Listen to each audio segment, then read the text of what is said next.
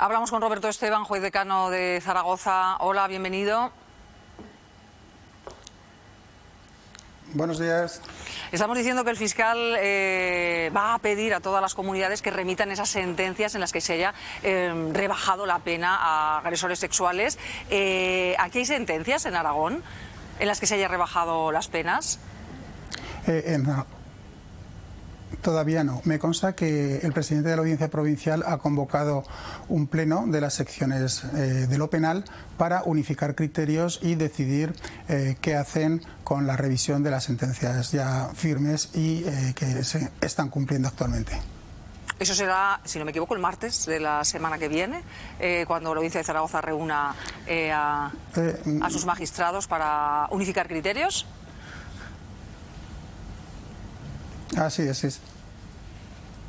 De momento estamos hablando de si la ley fue bien o mal concebida y también de la reacción de los propios jueces a las palabras de la ministra de Igualdad. ¿Qué piensan los jueces, usted como juez decano de Zaragoza, primero de dichas palabras? Hombre, los jueces estamos dolidos, indignados con esas palabras, en cuanto que exceden con mucho sobre la sana crítica de las resoluciones judiciales. Se nos ha tildado de incumplidores de la ley, de machistas.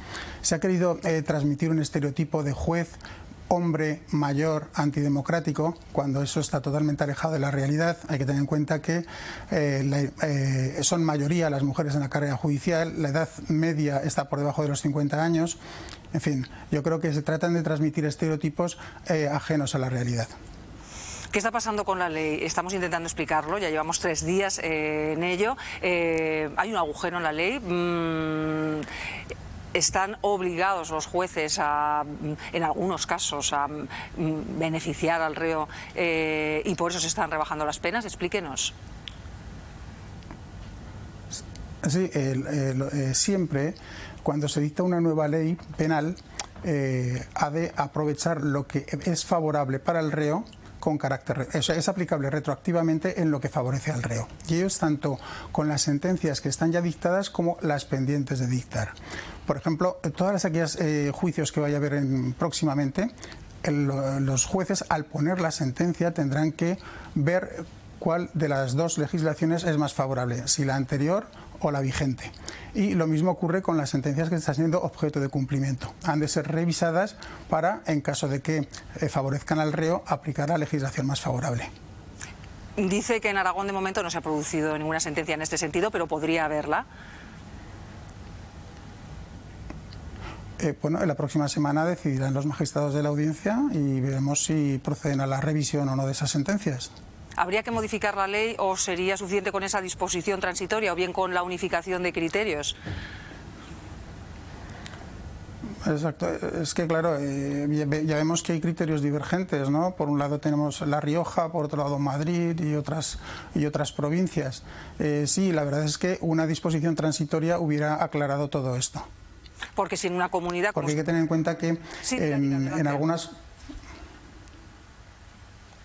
No, pues que en algunas conductas la horquilla de pena, la parte baja es inferior a la legislación pasada. Entonces, por eso se está discutiendo si hay que proceder automáticamente a reducir esa pena o simplemente ha de mantenerse la pena anterior siempre y cuando caiga de la horquilla discrecional del juez a la hora de imponer la sentencia. Ha mencionado usted varias comunidades, es verdad que en La Rioja no ha ocurrido así, como sí en otras comunidades como Andalucía o Castilla y León. ¿Habla en ese caso la ministra de Igualdad de la interpretación de los jueces? Sí, así es, pero si la ley fuese clara no habría esas divergencias interpretativas.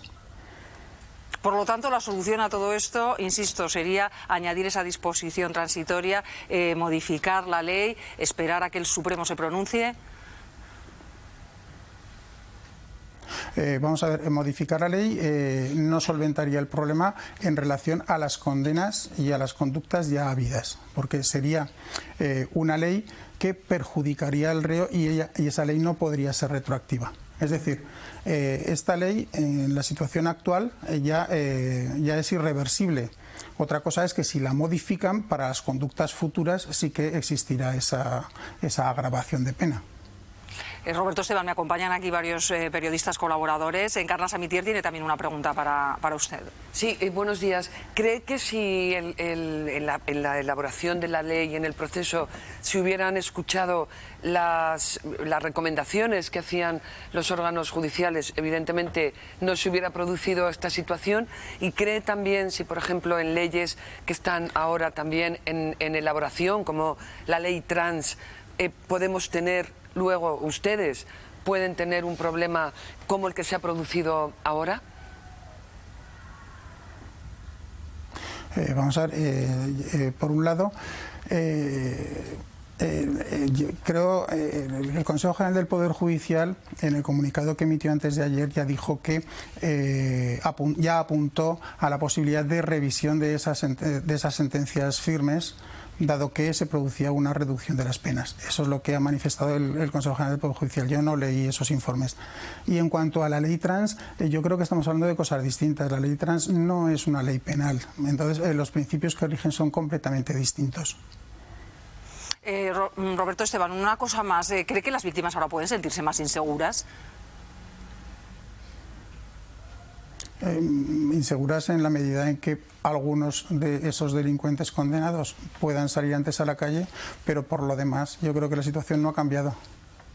Pues Roberto Esteban, juez decano de Zaragoza, esperaremos a ver lo que ocurre en los próximos días, atentos sobre todo a esa reunión que mantienen el próximo martes los magistrados en esta comunidad. Muchas gracias por habernos atendido en Aquí y Ahora. Un saludo. Bien, muchas gracias a ustedes, un saludo. Bueno, Encarna, comienzo por ti. ¿Qué te parece lo que nos ha explicado este juez? Sí, en primer lugar, el malestar en general entre todos los jueces por las palabras de la ministra. Luego se está abordando la ley, está explicando que aunque se modificara, eso no afectaría a lo que está ocurriendo, a esas condenas. Me parece muy razonable todo lo que ha dicho. Esos datos que está dando de que en la judicatura hay una mayoría de mujeres, la edad, que muchas veces la edad no va asociada automáticamente con ser más un dinosaurio o ser una persona con sentido común, pero bueno, ha trazado ese retrato que es la realidad de la judicatura. Ayer oíamos a Ángeles Carmona, que es la encargada en el Consejo General del Poder Judicial de género, de la formación de los jueces, y ella recordaba que se hace una tarea, se está haciendo hace unos años muy importante en ese sentido. Entonces, me parece que no eran de recibo que allí Irene Montero, la ministra, se equivocó.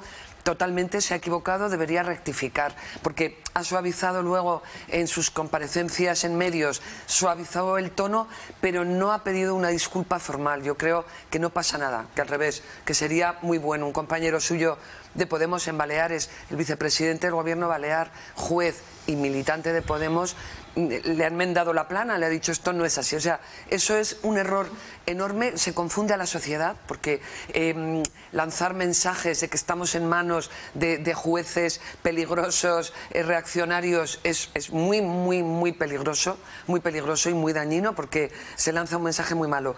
Y en cuanto a lo que va a pasar ahora, es que no tenemos ni idea, porque el fiscal general ha dicho dos cosas muy importantes. Pleno respeto a los derechos constitucionales, a la Constitución, allí están los agresores, están los delincuentes, y amparo a las víctimas.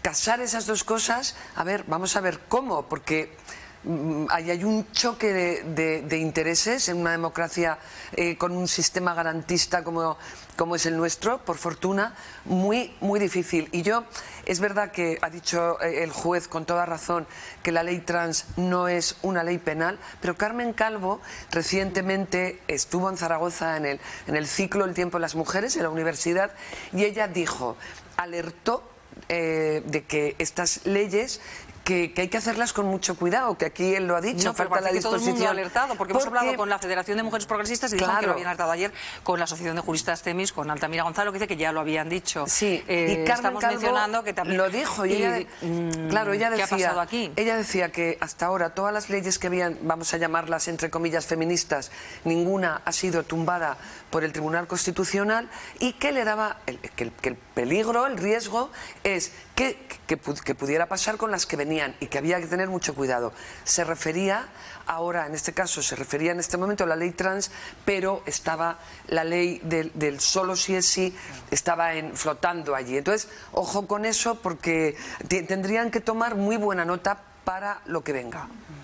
Jorge. Bueno, yo creo que la ley del solo sí es sí, ¿no? La ley de libertad sexual es una ley que era necesaria, que no hay que demonizar y que trae cosas buenas. Que el objetivo era proteger a las víctimas. Que el objetivo era proteger y que tiene cosas buenas, y eso no hay que... Yo creo que no hay que demonizar a la ley en sí, y además se trataba de transponer una serie de recomendaciones internacionales de la justicia. Ahora bien, hay una grieta en esta ley, un error imperdonable, y cuando hay un error lo que hay que es asumir responsabilidades y hacer autocrítica. Y eso es nada de lo que ha hecho la ministra de Igualdad, Irene Montero, que creo que se ha equivocado absolutamente en su reacción, no habiendo hecho ni un ápice de autocrítica y no buscando las soluciones a este entuerto, ¿no? Es de una gravedad absoluta lo que está ocurriendo, ¿no?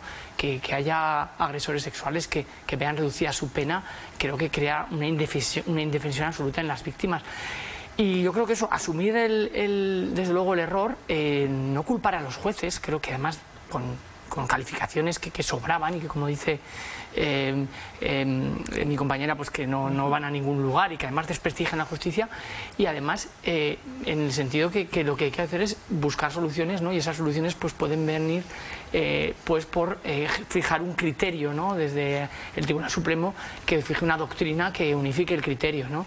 Yo creo que hay base legal para hacerlo, ¿no? Y para que realmente se busque una solución, y desde luego creo que la ministra Irene Montero, pues sinceramente creo que posiblemente debería de dimitir, porque es de una gravedad absoluta lo que ha ocurrido con esta ley, y el desprestigio de todo el movimiento feminista y de estos avances sociales pues es total, no se puede permitir esto. Eva. No, coincido con lo que dice Jorge. Bueno, por un lado a mí me cuesta mucho entender que una ley que lleva su proceso, que ya ha estado años y años desde que se empezó, y que al final ha tenido un apoyo mayoritario en el Congreso, tenga un error tan grave como este, que se puede calificar de chapuza, ¿no?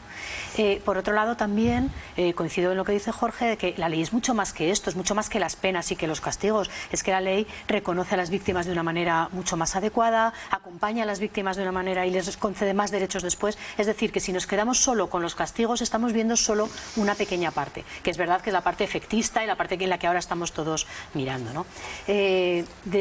Dicho esto, después de esta chapuza legislativa que no consigo entender, porque además podemos, o sea, vale, ahora es la ley de Irene Montero, pero es la ley del gobierno de España. O sea, es que no es de una persona ni de una ministra, es que es de un gobierno, y eso tiene que estar muy bien hecho.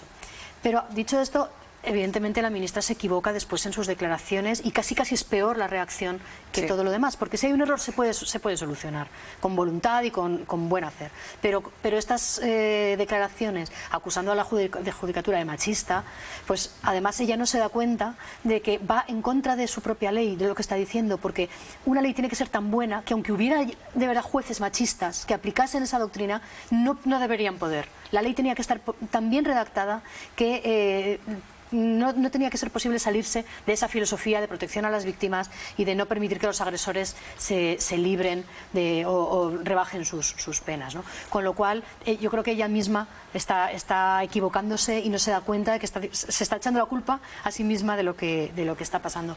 El Supremo se ha comprometido a reunirse muy rápidamente y a dictar jurisprudencia. Vamos a esperar a ver qué dice, porque también es verdad que entre ayer y hoy están saliendo presidentes de las salas de las audiencias provinciales diciendo que estos casos de revisión son muy pocos, son muy llamativos, pero son muy pocos. Entonces se está creando también una alarma social, que parece que este país va a estar lleno de violadores mañana en la calle, que no se ajusta con la realidad. Y esto yo creo que también entra a formar parte de una cacería política a la ministra, que al margen de que estemos de acuerdo o no, y que al margen que yo también creo que hay que depurar responsabilidades, y con mucho dolor de corazón también creo que si tú eres el responsable de un ministerio que ha cometido esta chapuza, quizá tendrías que dimitir.